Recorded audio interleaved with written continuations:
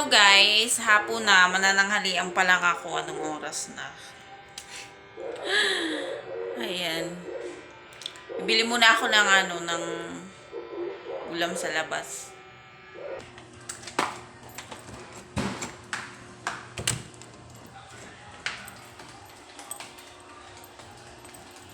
Bili muna ako ulam. Init.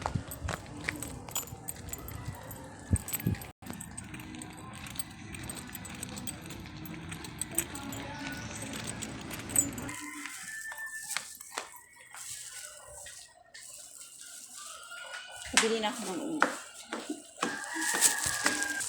Ayun, kakagaling ko lang sa labas. Nakabili na nga ako ng ulam. Mango. Init. Kakain muna ako. Kain muna ako. Bye!